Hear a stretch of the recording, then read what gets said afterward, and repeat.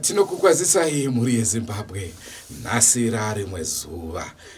Vazhinji vanga vakomplaina kuti ko Drewmas media makuita sei pamakatanga imi maingomhanya nevanobatsira. Izvezvi makunyanya kuwanza nyaya dziri kuitika munyika musingatonzire vanobatsira. Aiwa musatone kunonoka tanga tichiuya.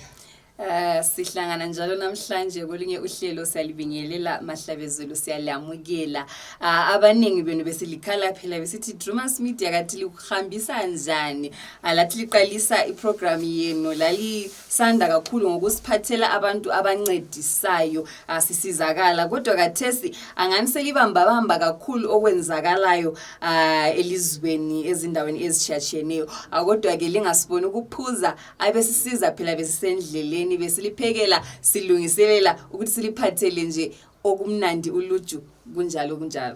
Nasi uno tiri muno muHarare tina SEKURU asi nguva zhinji vanenge vari kwamutoko kumabujaka kuTokyo vanokuti kuTokyo kunorira amene zvinoitwa nevanhu unoona unonzwa nzi ndogara kuTokyo yachirwa kwamutoko mwanzi kuRushing Town City yachirwa kurushinga chirungu ametisikade hatidade nezvatiri.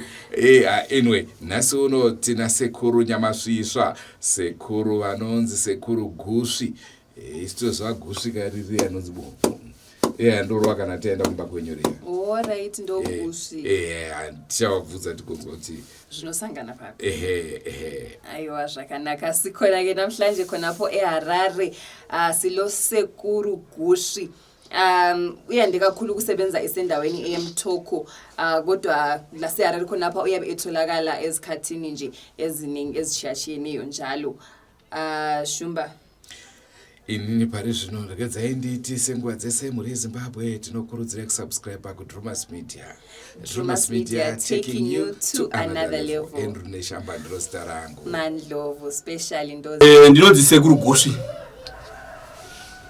ndinobatsira ndiri chiremba matambudziko kazhinji ndinonyanya kufambidzana nenyaya yezvikwambo kudzosera zvikwambo kwazvakabva.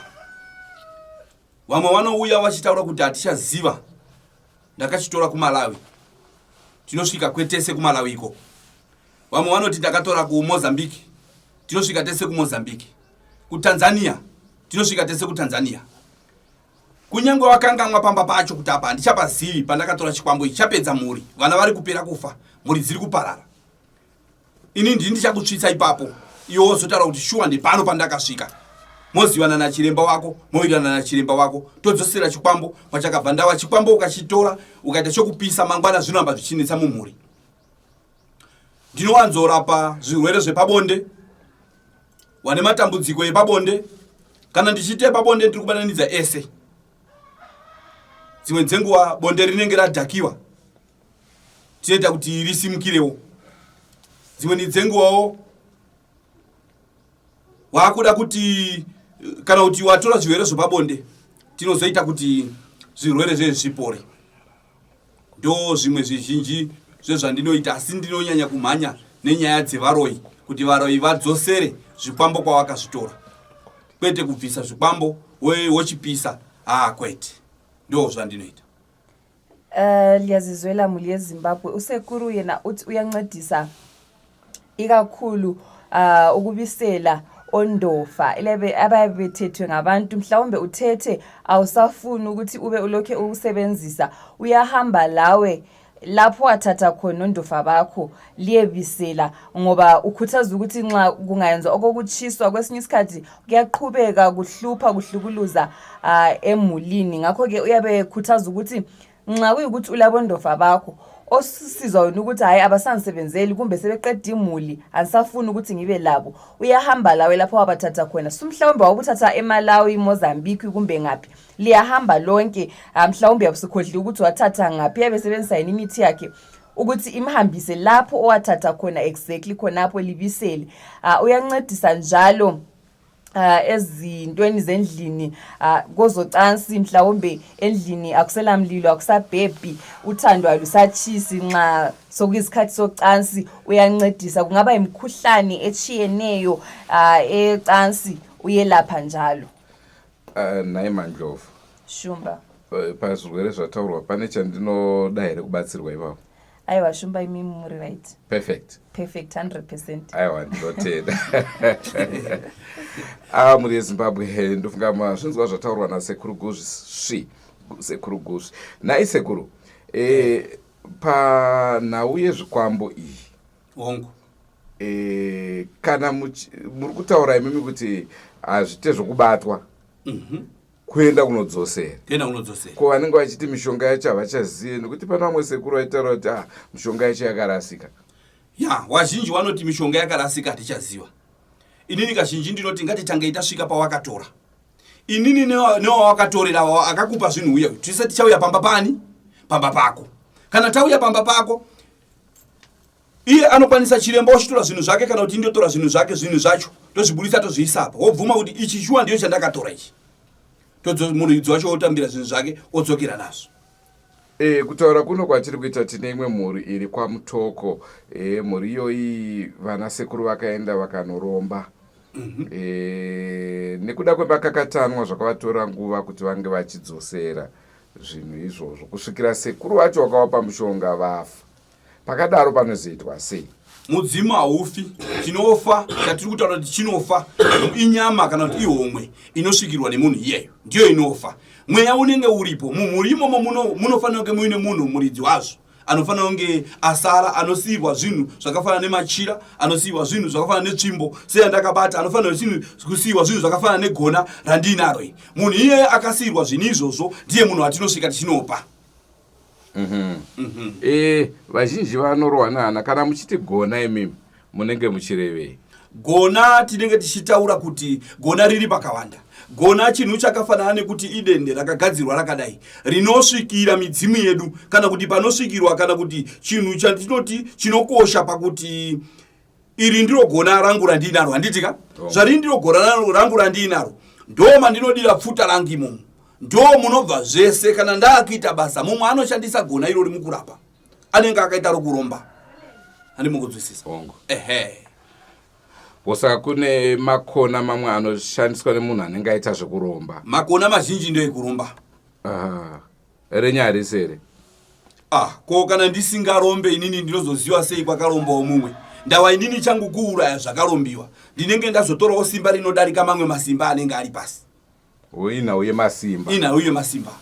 Ko tiri panhauye vamwe vanhu vanotitoda kuromba, munorombesa here? Kurombesa tinorombesa zvakanyanya chaizvo.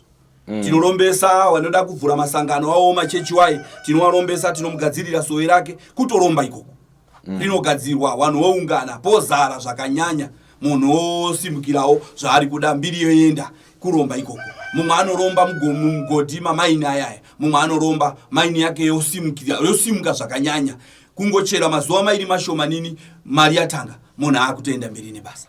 Hazvizopanduki here izvi zvekurombesa? Kana takuudza miko dzacho zvaunofanira kutevedza, kana wagutawo unofanira kudzosera. Zvakafanana nokuti muzukuru wapuwa sadza nenyama, zvinhu zviri kunaka kaizvi. Kana waguta ndiri unoti imi woenda guta ndiri wodzosera, ndio panoramba wakatakurai. Kana zvaita waitawo mari dzako chidzosera. Kana ndadzosera mari dzangu dzinoramba dzichipinda. Mari dzako ndedzako idzo hatinei nadzo. Dzinoramba dzichipinda. Aiwaka tiri kuti isusu kana wadzosera dzimwe dzacho kana mugodhi taugadzira maini dzako tongopinda. Mari yakupinda hatichadzokere shure izvo. Hazvidzokere shure. Vachelestando.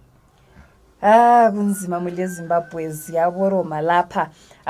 Usekuru uthi yena uyarombesa, angazi ukuthi ngakufaka njani ngesindebele ukuthi likuzwisise kahle kahle. Uyarombesa kulabana uzondibvunza ini ndokuudza Temurani.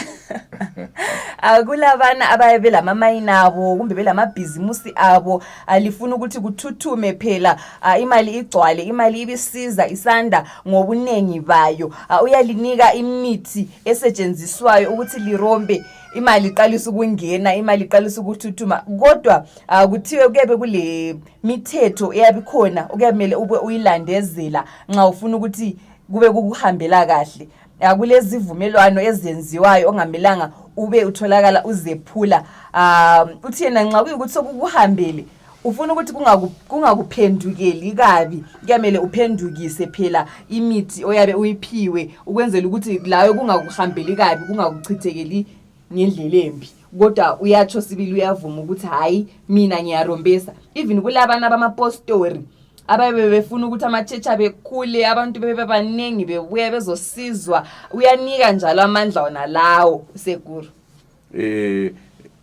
Imi Mandlovu makafita kuda kurombawo zvakare. Inini? Kadiro kenyu mara handikanzwisise. Machiro andoita shumba ndoni. Ko tingadzoke kwamuri Sekuru.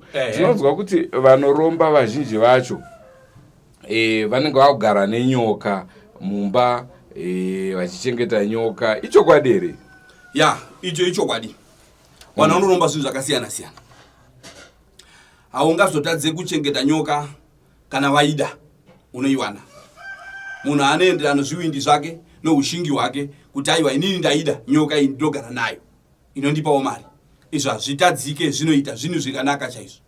Ko kune vanozoti inini ndakanzi mushonga uyu ndewemaraki, wakupinduka wakuzoita nyoka.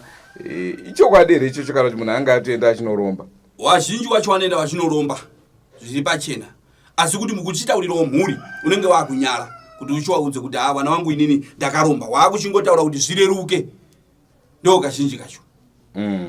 Maragi akashoma kuti maragi anonzi anopanduka. Maragi raki rinopanduka kuita sei? Vanhu vanenge vakaromba, wakatora mishonga yavo wega wachida. Izvo harisi dambudziko kutora mishonga kuda kurarama kwako. Ndofunga muri kuzvinzwa mhuri yeZimbabwe vakawanda vanhu vatinoudza kuti aiwa musanzwe vanhu vachizotaura kuti inini ndakange ndaenda ndichida unorapwa musoro pandazopiwa mushonga zvabva zvazonzi wapanduka. Vakawanda vanotifonera vachiti ini ndoda kuromba. Saka kana wafunga kuromba tsaona dzaunosangana nadzo hadziko here Sekuru tsaona dzekuti munhu kana asina kutera mhiko dzinenge dzichidikanwa pamushonga zvinozomupandukira? Chamunofanira kuziva ndechekuti kana munhu ati ndiri kuda kuromba, munhu azvipira. Kana takuti rega kupinda mugumbeze wakapfekera shangu, zvinenge zvatoreva kuti zviregedzi nekuti zvinozokanganisika. Idzodzo ndidzo tsaona. Zvikazokanganisika mumwe anononoka kuzouya kana kuzotishayiwa. Panguva iyoyo unombopinda dambudziko. Asi kana takuudza zvokuti izvi nezvizvi kuno zvimwe zvinorombiwa zvisina mhiko, zvisina basa rokuti hazvizopanduke, izvozvo zviriko. Koitawo zvimwe zvinotodawo mhiko. Ko zviya zvinozonzi mushonga unenge uchida ropa rehama every year kunenge uchitodonha munhu. Aiwa, munhu anenge akutoita zvisiri ndizvo kazhinji kacho. Kana uchiromba munhu usarombe zvinoda ropa mukati. Hatizvitendere, hatizvide. Hatizvide. Isusu tinoramba kuti usazokanganise chete. Tikakuudza zvinhu zvacho, chengetedza mhiko yacho, zvapera. Ukakanganisa zvinogadzirika here? Zvinogadzirisika. Unongouya waSekuru ndakanganisa apa. Zvakafanana nokuti dhunduru raunoisa mumunda kuti mvura irege kupinda naipapo. Kana pachinge paraputika kana kuti mvura yakundawo unozouya uchipagadzirisa, hazvitadzike kugadzirisika. Zvinogadzirisika. Mvura yapinda nenzira iri kuda kupinda nayo. Ndiyona yatinayo mhuri yeZimbabwe. Nhasi rimwe zuva. Ayaqhubeka amalanga shumba sihlangana lezinto ezishiyatshiyeneyo mihla ngemihla. Kune vamwe vanhu vanoti vari kutsvaga mbereko, munobatsira here divi iroro? Hongu. Mbereko hachisi chinhu chinonetsa. Zvinosiyana nokuti dzimweni dzenguva murume mazai ake anenge akareruka achakwanise kuenda kopunza zai remukadzi. Saka rinosimbiswa rosvika kundotegenura pamwe toita mapatya. Kutoita mapatya nokuti ninenge raenda nesimba. Munoda mapatya? Ndinoda mapatya shumba. Zvakanaka. Anonetsa kuchengeta, munozviziva? Aiwa. Tosifambira nyaya dzacho. Vachele. uSekuru uthi yena kulabana abaye behlutshwa yikubamba izisu, ababe behlutshwa yinzalo. So kungaba kubo baba, kungaba kubo mama. Kubo baba uyaqinisa ukubana nxa kuyukuthi umzimba wakho uyabungaqinanga ukuthi uyenelise ukufikela amaqanda kamama. Uyancedisa okwesinye isikhathi ukuthi sibili uyakunika sibili amandla lawo nokuthi uyafika sibili kuze kube kuqiniso kusiba ngamaphahla. Ulawa amandla angikhona ukuthi ekwenzise kulabana abafuna amaphahla listinde. Ko vaya vanoti isusu ndaramba ndingozvara vanasikana ndodawo mukomana vamwe vachitaiwa ndodawo vasikana nekuti ndaramba ndiri ngori wevakomana. Aiwa, iyo inyaya diki. Kuchinja nyoka inyaya diki. Nekuti ipo payapa chatinongokuudza kana uri ndiwe murume. Tinokuudza kuti mira mukadzi apa anotereka paanoisa poto yake pamoto. Ndinokupa mushonga wandinokupa. Mushonga wandinokupa unoenda unokanda mumoto wobheura poto iya. Paunongobheura poto mukadzi acho yakunoigadzirisa zvatopera. Zvatonaka. Kungokanda mumoto imomo. Woingosiyo aibheura wadaidza usazogadzise uri ndiwe. Muudze kuti aiwa huyai kuno mugadzirisa poto yenyaya yakurasikira kuno. Pawanongogadzirisa zvapera izvi. Poto yatochinjiwa. Vanenge vachigadzisa vaine pamiri papo. Waine pamiri. Alright. Mwe nawo iri kutsviriridza ndevanhu vasingade kudzosa zvikwereti nembavha. Munobatsira here? Zvakanaka chaizvo. Kana zvazvikwereti tinotanga kutomurotsa munhu wacho akatora chikwereti iyeyo. Anofana kutanga kurota achiudziwa kunzidzosera chikwereti chinoukasika chanhengi. Tomupa nguva because munhu hatimufute tozomupa nguva yekumutumira zvatinomutumira. Aiwa zvikwereti aiwa dai mabvunza dzimwe nyaya zvikwereti vanorira vega. Ko mbavha tikaigadzira inozvimba dumbu. Iyo kana yaona kuti shuwa dumbu rahwadza tinongokuti uya nechubhu yako yebhasikoro nepombi yako ndozvinhu zvandinoda kuno. Chubhu yako yebhasikoro nopombi yako ouya kuno neivhu kana kunokora tsoka pakatsika mbavha yacho. Zvapera ouya kuno toita zvatinoita. Ko kana usina kukwanisa kuwana mukana wokutora ivhu tongoti munhu unotsvaira mumba pakabiwa ipapo unotsvaira marara omba imomo hapashaike panenge pakatsikiwa anenge akapinda nomhepo handiti anopinda notsoka dzake kungotsvaira marara imomo chete marara ese obva wayachengeta ouya pombi yako nochubhu yako usasiye kapombi kadiki kai nokachubhu kobhasikoro ouya topedza kugadzira topomba painozarawo mweya kuti ngi dumbu uko nenge razarawo mweya ipapo saka zvinoreva kuti munhu anofanira kuya kuzoripota achangobva mukubirwa kana zvikatoita nguva hazvina basa uya chete nepombi yako iyoyo. Tinokumbira kumidzimu yako kuti mupwere anga anonoka anga asingazive kwatiri tsoka yashaika marara mukati mumba matsvaiwa zvinokumbiwa totangira ipapo. Ko tine hama dzedu dzakawanda dziri kunze kwenyika. Munobatsira here pafoni zvekuti ndinenge ndasangana nedambudziko rangu ndiri kuUK handikwanise kuti ndisvike panzvimbo. Zvatinoita ndezvekuti tinoshanda nezita rake. Anotitumira zita rake, otitumira mutupo wake, totopinda mudare, tokumbira kuwadzimu. Takumbira kuwadzimu, mudzimu inobva yatiudza kuti anodambudziko rakadai. Tochibva totaura naye, anenge akutaura nevakomana vanana makumbi, ndiwo anezenga akutaura nawo manje. Kuti wasekuru wati zvakati panyaya yako. Tinobatsira. Saka imimi muri SVIKIRO, muri mhondoro, muri n'anga, muri chi? Inini ndiri SVIKIRO. Ko tinonzwa kuti masvikiro hadi kudeura ropa zve. Ko masvikiro kana unasvika pauri unogona kuzoritsvagira zvinokubatsirawo kuti zvive pauri. Handidi kuwedzeredza. Saka makavandudza. Ndakavandudza ndicho chokwadi hatingade kunyepera nyika ino. Inini ndakavandudza zviri pachina zvinozivikanwa nemhuri. Zvinozivikanwa nedzinza kuti ndakavandudza.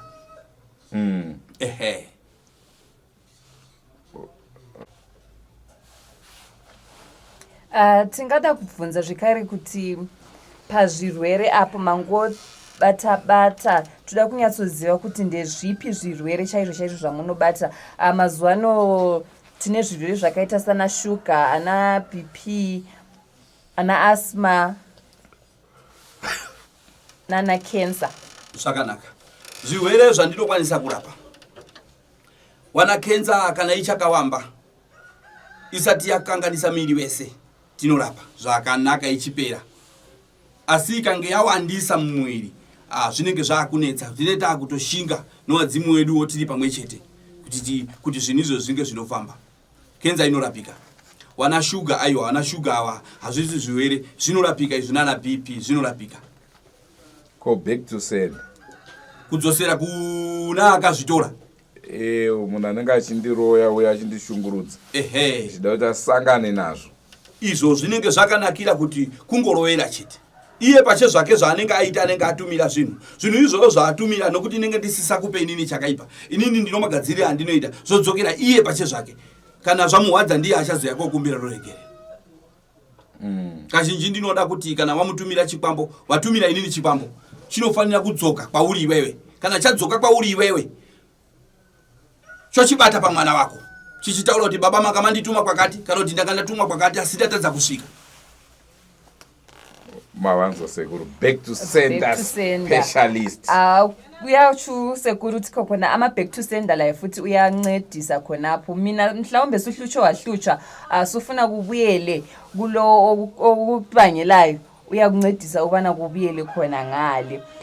Sekuru tingada ukubvunza zvekare kuti kune vaya vanosangana nemadambudziko atingati anonzi ma spiritual husband kuti inini ndinenge ndichirota ndichisangana nemunhurume kuhope zvekuti kana ndakusangana nemurume azvibudiriri kana kuti zvinontinetsei kuti zviitike.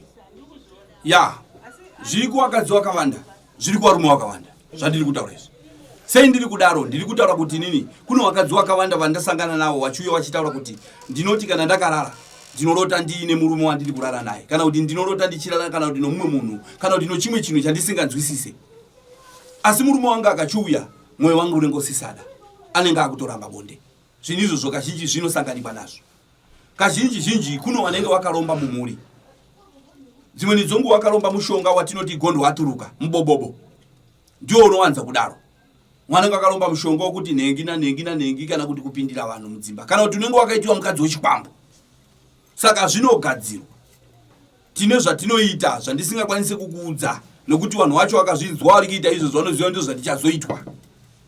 Asi zvinogadzirika zvakanakawo chaizvo. Ko vaya vanopenga urwere hwokuruza njere ndinobatsira. Kana uchiri kutanga, kana denda richiri kutanga, handizodeba kana rachinge rekuti ragarisa zvakanyanya paane makore munhu aine dambudziko rimwe chete zvinenge zvakunetsa nokuti zvinenge zvadhikidhira. Handidi kukunyepera mwanangu, ndofanira kutaura chokwadi chandinokwanisa zvandisingakwanise vandaisa parutivi. Asi upenzi kana uchiri kutanga uine mwedzi 5 uine gore ndinopedza. Ko anenge ndadzoka zvakare ini ndonyanya kufarira nhau yekubirwa iyi. Vanenge vabirwa vari kunze kwenyika, kunana South Africa atorerwa mota, kunana UK atorerwa mari. Pakadaro zvinorikavhika here kana munhu ari kure? Handiti zita rake anaro zvinhu zvabirwa zviri kuzikana. Hongo. Chandataura ndiri kuda pombi iye ndio uchaziva kuti uchakwanisa kuitenga sei. Dzimwe dzenguva unotumira kuvakomana vari panzava, wotumira mari yako yotenga pombi yako, wotenga chubhu yako, taakutofamba nedare redu. Ko ipapo ndo pandine mubvunzo, uri kufamba iwewe uri pambare musika, wabva wabirwa chikwama chine mari, hongu dumbu rinogona kuzvimba, asi kwandinogara hakuzivezve anozoita sei? Ndinorotsa mbavha inotorota yega kuti watora zvinhu pakati. Nditori neimwe nyaya itori pano yakatoitika, haisi yokuti tingatendere tichataura nezvayo. Inorotswa. Inorotswa. Ko kana munhu achaba achishandisa mushonga zvakare? Aiwa, kana inini zvasvika kazvangu kuba kuchishandisa mushonga kuti ndisaoniwe, kwete kuti mushonga wangu usasvike kwaari. Aiwa, unosvika. Ko ndambosiya hangu mbavha toenda kuzvipotswa. Vazhinji vamwe vanenge vakatozvimba makumbo asichagone kufamba, anongoti ndakangobayiwa, vamwe vachanzi gumbo rangu rakabva muvhu. Handizivi kuti rokungomuka, rokuti rakangotanga kumuka. Kazhinji kacho ukaona zvakadaro vanhu vanenge vakatsingwa, vanenge vakashandisiwa zvitsinga. Zvino kana munhu akateiwa tinozvigadzira, zvimwe zvacho zvitsinga zvinenge zvirimo, tinozvirumika, tinozvibvisa. Kana kuri kuti hazvisi kuda kubvisiwa pamwe gumbo rasimuka razvimba rano zvimwe, tinotemerawo nyora, tinouraya zvinhu zvacho nenzira dzakasiyana siyana. Tomboti ndauya kuzoromba, kana kuti ndauya nini kuzoda kubata mbavha yangu, zvinotora nguva yakadii kuti munhu azoti ndakuita mari? So mazira angu zvembavha kazhinji kacho ikaba dumbu rinosvimba zvishoma nezvishoma kusvikirana lazara. Kana lazara dumbu kuti ngi achahwadziwa, mumwe amunomboshirira, mumwe anopedza kana vhiki, mumwe kana mavhiki mairi achiumburuka akalala. Ndavaisa atidi kuti afe, tinoda kuti arambe achihwadziwa kusvikirana hama dzabvunza kuti zvii zviri kuitika, kusvikirana zvanetsa iye achazotopedzisira otaura yega kuti ndakaba, nokuti kuhope zvinenge zvichiuya. Manjovu, inini ndiri munhu anofila insecure. Saka ndikadza ndimbobvunza sekuru kuti imimi kana mada kutanga kupinda makuenda kunana bamunini vana bamukuru munoloka here sekuru munobatsira here ipapa? Kana muchitoda nditozamire pamuri ipapa, tozamira ipapa kuti imimi mubve pano muchitaura kuti ichokwadi. Kana muino mudzimai wenyu ari pano, tibva tazviite ndava zvatinoita ndinomugadzira mukadzi yeyo. Ndamugadzira ndokuti iwewe chibuda pano enda uko. Kana waenda ikoko uone kuti unoonei, unongoona pano ruware. Hapachina chunhu. Hapachisina chunhu. Pamwe kungodaiso nokuneta nhengo. Hakuna chinobuda baipa. Mcholo uri kushungurudza vazhinji shoma. Ya ndo chokwadi ichocho. Ende tine vanhu kuzouya futi vachitaura kuti nhengo yangu haichashandi. Anenge asungwa uyo. Komdiwa wangu vanosunungura here? Sakabva ipapo tinosunungura, tinozvisunungura. Nobva wandouya nowako wauri kufungidzira kuti handiti yori kuti hazvisishashande, wauya naye tidaba kuti mangwana tizotaura zvakawanda, wobva wauya naye ndokupaimba, tichipedza noti enda umu uye uchititaura kuti aiwa yatonyati iri kupwanyamadza. Alright, mabva mandifungisa nhau iri kuchemwa nevarume vakati wandei zvakare yekuti vanoda kukudza nhengo dzavo. Aiwaka, izvo zvokungodya izvo ndo zvichanetsa here? Dai zviri zvokuromba ndio zvati kutotaura nazvo kuti zvinodai zvizodai zvokungodya wotsenga zvako munhu wosimba. Ndingatadze zvinhu zvidiki chingwa mwari kuzora mafuta wachibva watsvuka, ini ndotadza kuti tsenga usimbise. Aiwa, hazvizoitewo kutsenga nokusimba zvakadaro. Zvinotora nguva yakadii kuti nhengo inge ichikura uyezve zvine eji here? Tine zvaunoita kana tasvika ipa, tine kuti enda unotema tsanga, kureba kwayo nekukora kwayo. Saka unotema tsanga wouya nayo. Tsanga iyoyo ndiyo unotaura kuti aiwa ndikasvikawo apa zvanaka, haichapfuurire. Ukandouya tikakugadzira ndo paya pamunozonzwa udza aiwa zvazodai. Vamwe vanozviita wotadza kuzozvigadzira zvakanaka. Tsanga iyi ndinokuudza maitiro aunoiita kuti zvirambe zvakadaro. Bosi ndakanzwa kuti kuMalawi kona akatozopedzisira kutsvagirwa bhara. Akutakuwa inenge zvinozoremesa kudarika tsvimbo yauri kuona iyo iki ireba chaiko. Saka isusu mangwana tinenge zengeta kuti izodzoke manje hatichazvikwanisa, zvinenge zvaakunetsa. Tiri kuda kuti ingosvike saizi yatinoti unoyano tsanga yako, tobva taigadzira toenda tonenesa mumvura, zvapera izvo. Ko vakadyiswa kurutsa chete. Kurutsa chete. Ndava vamwe vari kudyiswa nomupa uchiti chii? Nekuti akadyiswa haazviona kuti akadyiswa, saka kuti anogona kutoramba kuuya achiti handina kudyiswa. Unenge waziva sei kuti akadyisiwa? Nokuti akadyisiwa wacho haatobvume kuuya nokuti anenge achiti handina kudyiswa, nokuti kudyiswa kwacho kunobvira kuti urambe kuti handina kudyisiwa. Nokuti pane hama dzedu kadzatotoona kuti papa zvazvo kudyisiwa izvi. Asi haabvume izvozvo. Haabvume. Saka toita sei navo vanhu vakadaro? Kana mamunyengetedzawo abvuma, mouya naye tinomugadzira. Kana vanomwitsa doro kunga ameno zvokumwa achiswera achirwa vanhu wachitodini, kungomukandira mudoromo, akangohumwa kairi katatu hachahumwe futi. Haachahudi. Haachadi doro. Kunwa anokurutsa kusvikira lamufina, haachada kuriona.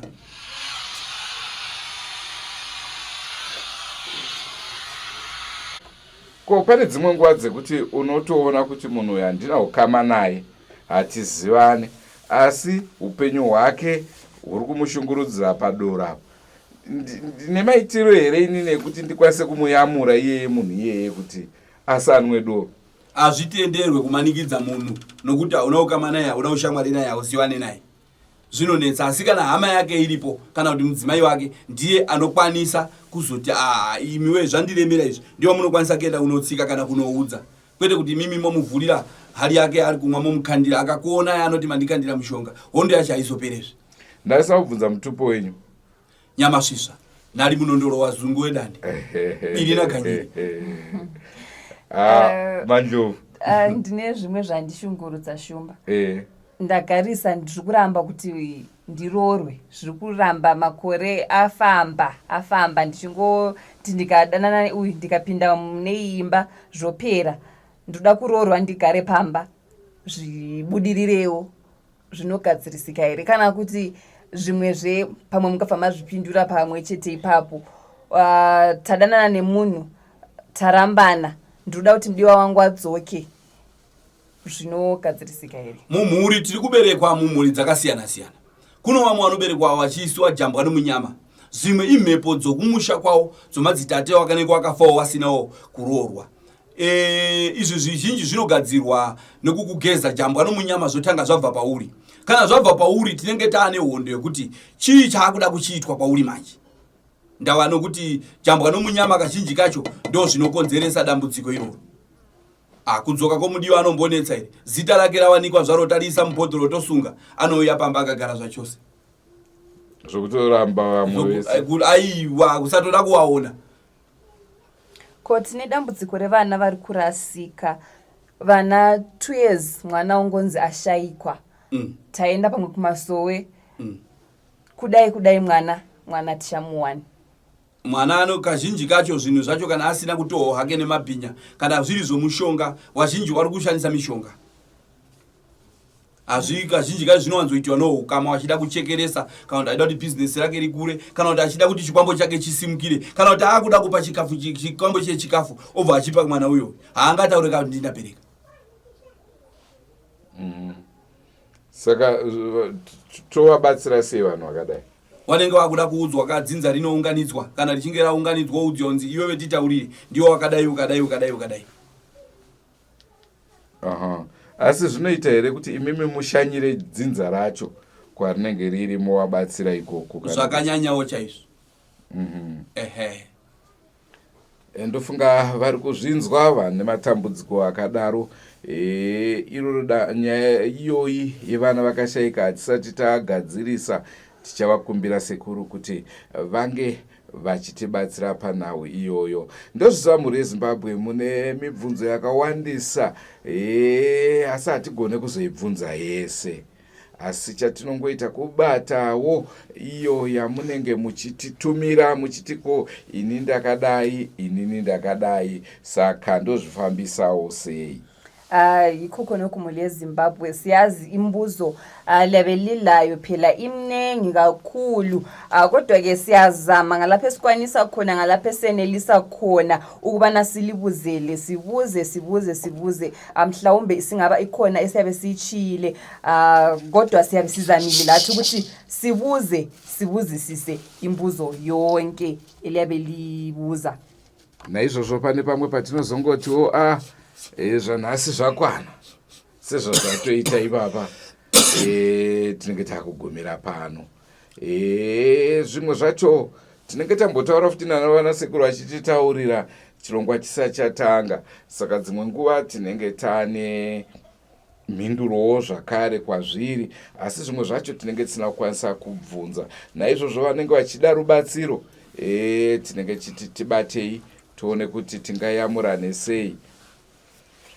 Ikoko nokumhuri yeZimbabwe libona kunje kwesinye isikhathi yabe khona imbuzo esiyabe sibuzile andubana uhlelo luqalise, ngakho ke siyabe sibuzisisa ukubana sithole konke eliyabe lingakudinga, konke okungabe kungalincedisa, ngakho ke konke kulesiphetho.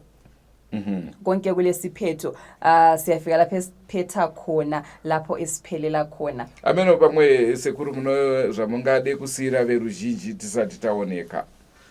Kwete handina. Vanobvunza vachipota vachibvunza zvichemo zvavo tinovapindura. Bongo. Ndatenda. Ndicho chirongwa chatakupai mhuri yeZimbabwe. Ndinovimba tadzidzawo zvakawanda kubva muchirongwa chezuva ranhasi. Vazhinji vanotoda kuromba, isati kurudzire kuromba isu, asi tinoda kuburitsa sezvazviri, sezvazvinoita. Ukanditi ndowana kupi vanoromba, hatinai kutamba nekuti tikatarisa kati tosori nevanhu vazhinji vari kuda vari kutsvaga kubatsirwa pakuromba. Asi isusu chatogara tataura kana ivo sekuru mavanzwa achitaura danger warning sign, proceed with caution At your own risk. at your own risk.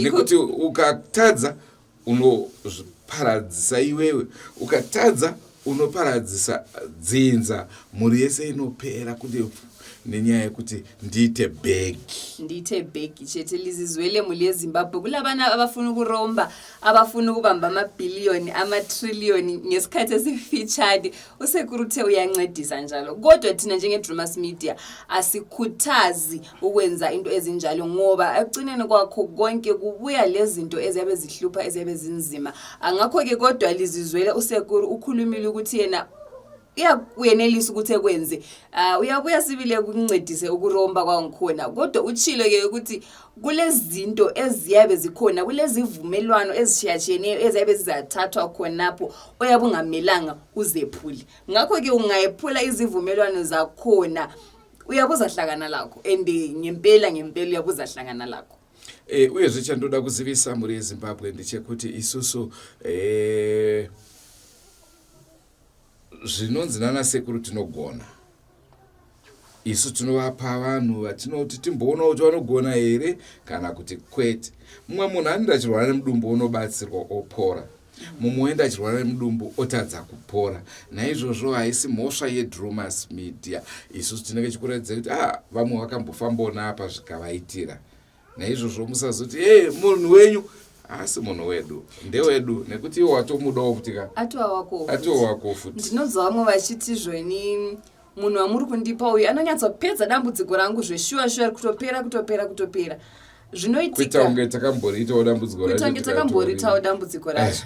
Asi zvinoitika ndezvekuti sezvataurwa naShumba owenzakalayo yekuti siyahambisa like njengakatesi sihlangane losekuru, siyahambisa thina abantu ababili abathathu abahlanu kusekuru, sibona ukuthi ngenhlupho zabo usekuru uyenelisa yini ukubancedisa. Sinanzelele ukuthi nxa sihambisa abantu mhlawumbe abali10 singathola abantu abayisishiyagalombili besithi bona bancedakele basizakele. Siyabe sesikwazi ukuthi hayi usekuru uyancedisa ngempela, siyabe sesilobufakazi obupheleleyo ukuthi hayi kwabanye kuyancedakala, mhlawumbe kuwe kuyancedakala, mhlawumbe sokungahluleki. Rangu zita ndinonzi Andrew Neshamba. Athadiwa nashe Kutama. Njengansuku zonke siyalikhuthaza ke ubana li-subscribe to our YouTube channel Drewmas Media. Drewmas Media taking you to another level. Nasi ndimuri kuimbaka. Goodbye my friends. Tichazonana nerimwe zuva. Tozono practice rakumba, don't worry. Tozo practice. Tozo practice tozvigadzirisa. Asi nagire.